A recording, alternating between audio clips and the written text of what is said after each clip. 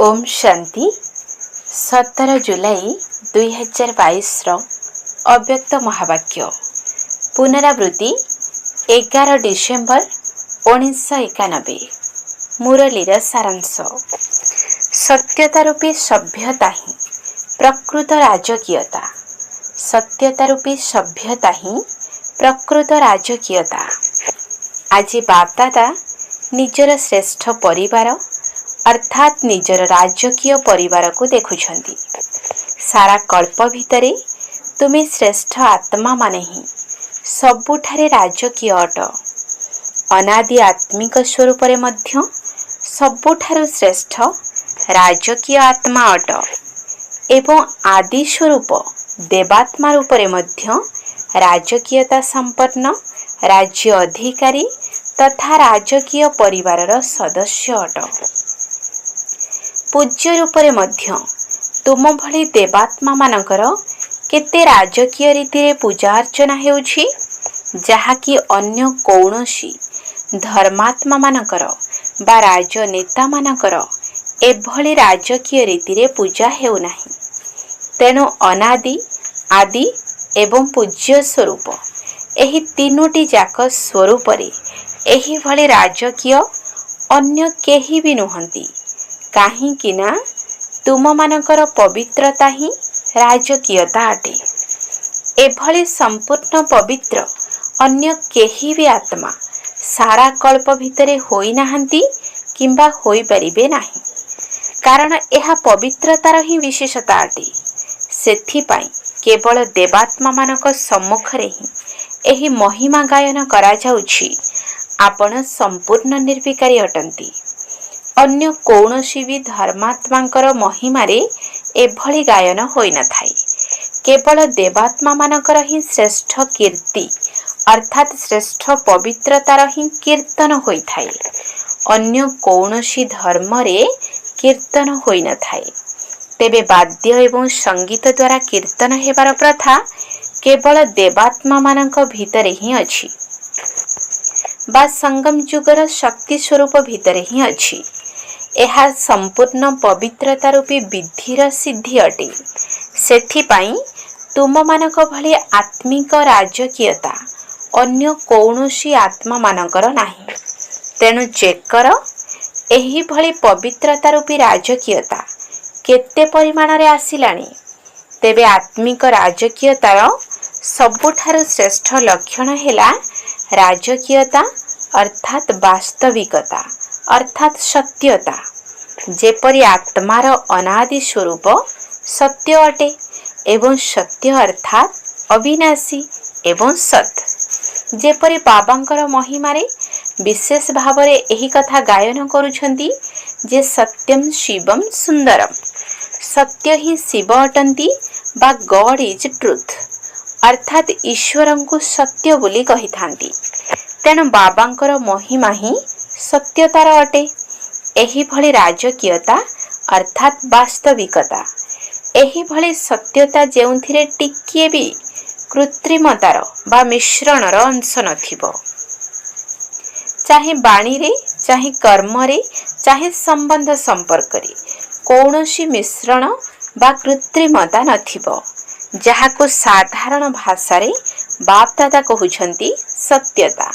राजकीय आत्मा मानकर वृत्ति दृष्टि बाणी एवं चाली चलन सब किछि एका भली अर्थात सत्य होइथिबो।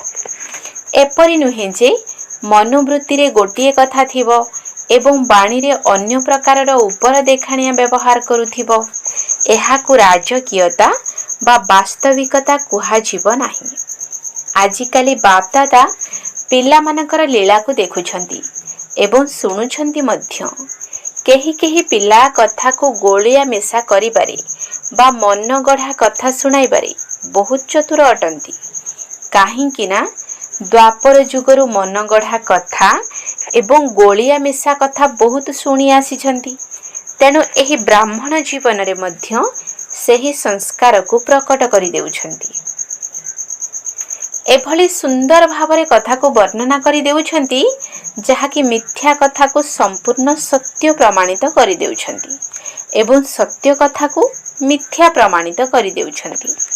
ତେଣୁ ଏହାକୁ ହିଁ କୁହାଯାଏ ଭିତରେ ଗୋଟିଏ କଥା, ବାହାରେ ଗୋଟିଏ କଥା। ତେବେ ଏହାକୁ କ'ଣ ବାସ୍ତବିକତା ବା ରାଜକୀୟତା କୁହାଯିବ? ନୁହେଁ ନା। ତେଣୁ ଏହା ହିଁ ହେଉଛି ପବିତ୍ରତା ରୂପୀ ରାଜକୀୟତା ଅର୍ଥାତ୍ ବାସ୍ତବିକତାର ଲକ୍ଷଣ। ଯଦି ଏହି ସବୁ ଲକ୍ଷଣ ନାହିଁ, ତେବେ ବୁଝିନିଅ ଯେ ପବିତ୍ରତା ରୂପୀ ରାଜକୀୟତା ଅର୍ଥାତ୍ ଧାରଣା ହୋଇନାହିଁ ବା ଅଂଶ ମାତ୍ରରେ ଅଛି, ସମ୍ପୂର୍ଣ୍ଣ ରୂପରେ ନୁହେଁ। ତେବେ ବାସ୍ତବିକତାର ଅନ୍ୟ ଏକ ଲକ୍ଷଣ ହେଲା, ଯାହାକୁ ବାପ୍ ଦାଦା ସଦା ସର୍ବଦା ଶୁଣାଇ ଆସିଛନ୍ତି, ସଚ୍ ତୋ ବିଢୋ ନଚ୍, ଅର୍ଥାତ୍ ସତ୍ୟରେ ଚାଲୁଥିବା ଆତ୍ମା ସର୍ବଦା ଖୁସିରେ ନାଚୁଥାଏ। କେବେ ଖୁସି କମ୍, କେବେ ଅଧିକ ଏଭଳି ହେବ ନାହିଁ, ବରଂ ଦିନକୁ ଦିନ ସବୁ ସମୟରେ ଖୁସି ଅଧିକ ଅଧିକ ବଢ଼ି ଚାଲିଥିବ। ତେଣୁ ବାସ୍ତବିକତାର ଲକ୍ଷଣ ହେଲା ସର୍ବଦା ଖୁସିରେ ନାଚିବା। କଥା କହିବା ସମୟରେ ଦୃଷ୍ଟି ବୃତ୍ତି ବୋଲି କହୁଛ ନା। ତେଣୁ ରାଜକୀୟତାର ଅର୍ଥ ଏହା ମଧ୍ୟ ଅଟେ ଯେ ମନ ଭିତରେ ତଥା ଦୃଷ୍ଟି ବୃତ୍ତିରେ ସର୍ବଦା ହର୍ଷିତ ରହୁଥିବ। କେବଳ ବାହ୍ୟ ରୂପରେ ହର୍ଷିତ ମୁଖ ନୁହେଁ, କିନ୍ତୁ ଅନ୍ତରରେ ମଧ୍ୟ ହର୍ଷିତ। ହର୍ଷିତ ଚିତ୍ତ ଏବଂ ହର୍ଷିତ ମୁଖ ଉଭୟ ହର୍ଷିତ ରହୁଥିବ। କେବେ କେବେ ଏଭଳି ମଧ୍ୟ ହୋଇଥାଏ, ଯାହାକି ଅନ୍ତର ମନରେ ଖୁସି ନଥିବ, କିନ୍ତୁ ବାହ୍ୟ ରୂପରେ ସମୟ ଅନୁସାରେ ଖୁସିବାସିଆ ହୋଇ ଦେଖାଉଥିବେ। ଏହାକୁ ଅଳ୍ପ କାଳର ହର୍ଷିତ ମୁଖ କୁହାଯିବ। କିନ୍ତୁ ତୁମମାନଙ୍କର ହର୍ଷିତ ଚିତ୍ତ ଏବଂ ହର୍ଷିତ ମୁଖମଣ୍ଡଳ ଅବିନାଶୀ ହେବା ଉଚିତ। ତେଣୁ ପବିତ୍ରତାର ବାସ୍ତବିକତା ଏବଂ ରାଜକୀୟତା ଅର୍ଥାତ୍ ଚିତ୍ତ ଅର୍ଥାତ୍ ମନ ଏବଂ ମୁଖ ଅବିନାଶୀ ରୂପରେ ହର୍ଷିତ ହେଉଥିବ। ଏବେ ନିଜକୁ ଚେକ୍ କର। ଅନ୍ୟ କାହାକୁ ଚେକ୍ କରିବାରେ ଲାଗିପଡ଼ ନାହିଁ, ନିଜକୁ ଚେକ୍ କର। ଏହିଭଳି ରାଜକୀୟ ଆତ୍ମା ବାପ୍ ଦାଦାଙ୍କର ତଥା ସର୍ବ ବ୍ରାହ୍ମଣ ପରିବାରର ଅତି ପ୍ରିୟ ହୋଇଥାନ୍ତି। ତେବେ ପ୍ରକୃତ ପ୍ରିୟ ଆତ୍ମାଙ୍କର ବିଶେଷତା କ'ଣ ହୋଇଥାଏ? କାହିଁକି ନା ଆଜିକାଲିର ଚଳଣି ଅନୁସାରେ ଯେଉଁ ଜିନିଷ ଅଧିକ ପ୍ରିୟ ହୋଇଥାଏ, ନ ଚାହିଁଲେ ମଧ୍ୟ ତା ପ୍ରତି ସମସ୍ତେ ଆକର୍ଷିତ ହୋଇଥାନ୍ତି, ଯାହାକୁ ତୁମେମାନେ ନିଜ ଭାଷାରେ ମୋହ ବୋଲି କହୁଛ। କାହିଁକି ନା ଯେହେତୁ ପ୍ରିୟ ଅଟେ, ତେଣୁ ତା ପ୍ରତି ଆକର୍ଷଣ ତ ରହିବ ନା। କିନ୍ତୁ ବାସ୍ତବିକ ଏବଂ ରାଜକୀୟ ସ୍ନେହର ଲକ୍ଷଣ ହେଲା, ସେମାନେ ଯେତିକି ପ୍ରିୟ ହୋଇଥିବେ, ସେହି ଅନୁସାରେ ସମସ୍ତଙ୍କଠାରୁ ସ୍ୱତନ୍ତ୍ର ମଧ୍ୟ ହୋଇଥିବେ। ସେଥିପାଇଁ ସେମାନେ ନିଜେ ମଧ୍ୟ କାହା ପ୍ରତି ଅଧିକ ଆକର୍ଷିତ ହେବେ ନାହିଁ କିମ୍ବା କାହାକୁ ବି ନିଜ ପ୍ରତି ଆକର୍ଷିତ ହେବାକୁ ଦେବେ ନାହିଁ। ଏହାକୁ ହିଁ କୁହାଯାଏ ପ୍ରକୃତ ସ୍ନେହ ବା ସମ୍ପୂର୍ଣ୍ଣ ସ୍ନେହ। ସେମାନେ ହର୍ଷିତ ମଧ୍ୟ ରହିବେ ଏବଂ ଆକର୍ଷିତ ମଧ୍ୟ ହେବେ, କିନ୍ତୁ କୌଣସି ବିନାଶୀ ଆକର୍ଷଣକାରୀ ହୋଇନଥିବେ। ତେଣୁ ବାସ୍ତବିକତାର ଏବଂ ରାଜକୀୟତାର ଲକ୍ଷଣ କ'ଣ ହେଲା? ଅତି ପ୍ରିୟ ଏବଂ ଅତି ସ୍ୱତନ୍ତ୍ର। ତେବେ ରାଜକୀୟତାର ଆଉ ଏକ ବିଶେଷତା ହେଲା, ସେହି ଆତ୍ମାମାନଙ୍କ ଭିତରେ କେବେ ବି କୌଣସି ପ୍ରକାରର ଚାହେ ସ୍ଥୂଳ ଚାହେ ସୂକ୍ଷ୍ମ ମାଗିବାର ସଂସ୍କାର ନଥିବ। କାହିଁକି ନା ରାଜକୀୟ ଆତ୍ମାମାନେ ସଦା ସର୍ବଦା ସମ୍ପନ୍ନ ଅର୍ଥାତ୍ ଭରପୁର ଅବସ୍ଥାରେ ରହିଥାନ୍ତି। ଗୋଟିଏ ହେଲା ବାହ୍ୟ ରୂପରେ ସ୍ଥୂଳ ବସ୍ତୁ ଗୁଡ଼ିକରେ ବା ସାଧନ ଗୁଡ଼ିକରେ ଭରପୁର ରହିବା ଏବଂ ଆଉ ଗୋଟିଏ ହେଲା ମାନସିକ ରୂପରେ ଭରପୁର ରହିବା। ଯେଉଁମାନେ ମାନସିକ ରୂପରେ ସର୍ବଦା ଭରପୁର ରହିଥାନ୍ତି, ସେମାନଙ୍କ ନିକଟରେ ସ୍ଥୂଳ ବସ୍ତୁ ବା ସାଧନ ଗୁଡ଼ିକ ନଥିଲେ ମଧ୍ୟ ସେମାନଙ୍କର ମନ ଭରପୁର ରହିଥିବା କାରଣରୁ ସେମାନେ କେବେ ବି ନିଜ ଭିତରେ କୌଣସି କମିର ଅନୁଭବ କରିବେ ନାହିଁ। ନାହିଁରେ ମଧ୍ୟ ହଁର ଅନୁଭବ କରିବେ। କିନ୍ତୁ ଯେଉଁମାନଙ୍କର ମନ ଭରପୁର ନଥିବ, ସେମାନେ ବାହ୍ୟ ରୂପରେ ଯେତେ ବି ବସ୍ତୁ ଏବଂ ସାଧନ ଗୁଡ଼ିକରେ ଭରପୁର ଥିଲେ ମଧ୍ୟ କେବେ ବି ନିଜକୁ ଭରପୁର ଅନୁଭବ କରିବେ ନାହିଁ। ଏହିଭଳି ଆତ୍ମାମାନେ ସର୍ବଦା ଅନେକ ଅନେକ ପ୍ରକାରର ଇଚ୍ଛା ଗୁଡ଼ିକର ଅଧୀନ ଥିବା କାରଣରୁ सर्वदा एईटा दरकार सेईटा दरकार गीत गाउथिबे। सबु कथारे एभली हेबा दरकार, एभली करिबा दरकार, एहा मिलिबा दरकार, ये बदलिबा दरकार, सबु समय एही गीत गाउथिबे एवं मानसिक रूपरे भरपूर आत्मा सर्वदा एही गीत गाउथिबो। सबु किछि पाइगली, सबु किछि मिलिगला, एभली हेबा दरकार, एभली करिबा दरकार, एही भली दरकार दरकार कहिबा मध्य राजकीय रूपरे मागिबार संस्कार। बेहद्र सेवा पाई भाबिबा जे एही भली हेबा दरकार बा करिबा दरकार ताहा अलगा कथा, किंतु निजर प्राप्ति अर्थे एईटा दरकार सेईटा दरकार भाबिबा मध्य राजकीय रूपरे मागिबा। मोर नाम विख्यात हेबा दरकार, सम्मान मिलिबा दरकार, प्रतिष्ठा दरकार, आदर सत्कार दरकार, एसबु हेला संकीर्ण भावनार कथा। राजकीय आत्मा मानक भितरे मागिबार संस्कार अंश मात्ररे मध्य न थाए। बुझी पारिल राजकीयता काहाकु कहा जाए? तेणु तपस्यार चार्ट रे एही सबु कथा को चेक करिवो। एमिति भाव नाही जे मु तो काहाकु गाली देई नाही बा क्रोध करी नाही, ना, एही कथा गुडी को चेक करिबाकु हेबो, तापरे जाई प्राइज मिलिबो। कारण तपस्यार अर्थ हेला संपूर्ण पवित्र हेबा। तेणु पवित्रतार राजकीयता एवं पवित्रतार वास्तविकता केते परिमाण रे वास्तविक रूपरे धारण होईछि एहाकु चेक कर, तेबे कुहाजिव तपस्वी राज। बुझिल राजकीयता काहाकु कहा जाए? राजकीय आत्मार चेहरा एवं चाली चलन उभय सत्यता रूपी सभ्यतार अनुभव कराइब। एमिति भी राजकीय आत्मा मानकु सभ्यतार देवी कहा जाए। सेमानकर कथा कहिबा, देखिबा, चालिबा, खाइबा पीबा, उठिबा बसिबा सबुथिरे सत्यता रूपी सभ्यता स्वतः ही देखा जाउथिबो। एमिति नुहे जे मु तो सत्यता को ही प्रमाणित करुछि किंतु सेथिरे सभ्यता आदौ नथिबो। केही केही कहंती एमिति तो मते केबे क्रोध आसे नाही, किंतु केही जदि मिछ कथा कहिबो तेबे मोर क्रोध आसी जिवो। जदि से व्यक्ति मिछ कथा कहिला, तुमे क्रोधयुक्त होई कथा कहिलो, तेबे दुई जनक भितरे ठीक किए? तेणु सत्यता को प्रमाणित करिबा वाला सर्वदा सभ्यता युक्त व्यवहार करिबो। आउ केही केही चतुरता पूर्वक कहि थांती मु क्रोध करू नाही, किंतु मोर पाटी टिकिए बड़, मोर कथा कहिबार शैली ही सही भली। जदि विज्ञानर साधन द्वारा शब्द को कम बेसी करि पारुछ, तेबे कौन शांतिर शक्ति अर्थात जोग बल द्वारा निजर शब्दर गति को कम बेसी करि परिबो नाही? ताहा हेले तो एही टेप रेकर्डर एवं माइक मेसिन आहुरी भल, जहार शब्द को कम बेसी करि पारुछ। तेणु सर्वदा चेक कर जे सत्यता सहित सभ्यता अछि तो। जदि सभ्यता नाही तेबे सत्यता मध्य नाही। तेणु पवित्रता रूपी राजकीयता सर्वदा प्रत्यक्ष रूपरे देखा जाऊ। एमिति नुहे जे मो भितरे राजकीयतार संस्कार अछि किंतु बाहर को देखा जाऊ नाही।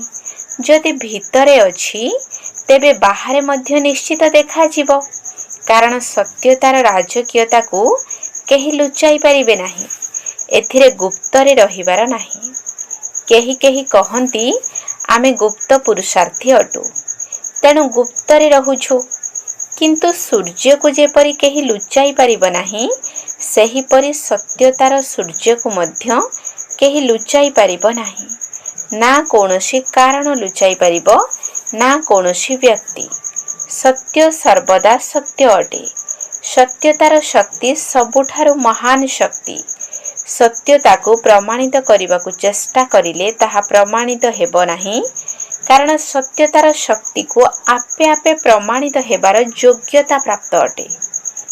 सत्यता को जदि केही प्रमाणित अर्थात सिद्ध करने को चाहिबो, तेबे ताहा सिद्ध न होई जिद रे परिणत होई जिवो। सेथिपाई सत्यता निश्चित भावरे स्वयं ही सिद्ध होई थाए, ताकू सिद्ध करिवार आवश्यकता नाही। बुझी पारिल? तेबे तपस्या वर्षरे कौन देखाइबाकू हेबो? पवित्रता रूपी व्यक्तित्व एवं राजकीयता। अच्छा, देश विदेशर सबुआड़ू सबु पिलांकर पत्र, पुरुषार्थर स्नेहपूर्ण समाचार, सेवा समाचार तथा अंतरर वार्तालाप सबुकिछि बाप दादाଙ୍କ निकटरे एबे भी पहुँचुछि एवं पूर्वरु मध्य पहुँची जाइछि। सेथिपाई बाप दादा सबु पिलांकु नाम सहित स्नेहपूर्ण शुभेच्छा मध्य देउछन्ति। समस्ते भाव जे प्रथमे मते मिलुछि कारण तुम मानकर स्नेह संपन्न स्मृतिर उत्तर बाप दादा अव्यक्त रूपरे सही समय रे ही देई दैछन्ति। पुणी भी साकार विधि रे पिला माने जेहेतु पत्र लेखि पठाइछन्ति बा शुभेच्छा वार्ता पठाइछन्ति, तेणु बाप दादा मध्य साकार विधि अनुसारे साकार रूपरे तार प्रत्युत्तर देउछन्ति। बाप दादा जानिछन्ति जे चारिआडे तपस्यार एवं मानसिक शक्तिर तरंग द्वारा सेवा करिवार उमंग उत्साह बहुत भल रहिछि एवं आगकु मध्य रहिबो। एबे आगकु आहुरी अधिक गहन रहस्ययुक्त ज्ञान को सम्मुखरे रखी पुरुषार्थ को एवं सेवा को सूक्ष्म रीति रे करिबा सहित महान करि चल। सबु पिलांकु जेउ माने भी सम्मुखरे बसिछन्ति बा आकारी स्वरूपरे बाप दादांक सम्मुखरे अछन्ति, एही भली समस्त सम्मुखरे थिबा अर्थात सर्वदा साथी रे रहुथिबा, नयनरे मुखरे एवं मन भितरे रहुथिबा पिला मानक हृदय रे सर्वदा बाबा ही अछन्ति एवं बाबांक हृदय रे सर्वदा पिला माने ही अछन्ति। एही भली सर्वदा बाबांकर स्मृति रे समाहित होई रहिथिबा श्रेष्ठ आत्मा मानकु सर्वदा पवित्रतार वास्तविकता एवं राजकीयतारे रहुथिबा आत्मा मानकु सर्वदा मनरे भरपूर अर्थात संपन्न रहुथिबा आत्मा मानकु बाप दादांकर स्नेह संपन्न शुभेच्छा एवं नमस्ते। आत्मिक संतान मानकर आत्मिक बाप दादांकु नमस्ते नमस्ते नमस्ते। सुप्रभात। पार्टी मानक सहित निजको पद्मापदम भाग्यवान आत्मा अनुभव करुछ, एते श्रेष्ठ भाग्य सारा कल्परे अन्य कौनसी आत्मा को प्राप्त होई नाही, चाहे जेते भी नामी ग्रामी आत्मा होई थांतु। किंतु तुम मानकर भाग्य तुलना रे सेमानकर भाग्य कौन? सेमानकर हेला अल्प कालर भाग्य एवं ब्राह्मण आत्मा मानकर हेला अविनाशी भाग्य। केवल एही गोटिए जन्मर नुहे, जन्म जन्मर भाग्य।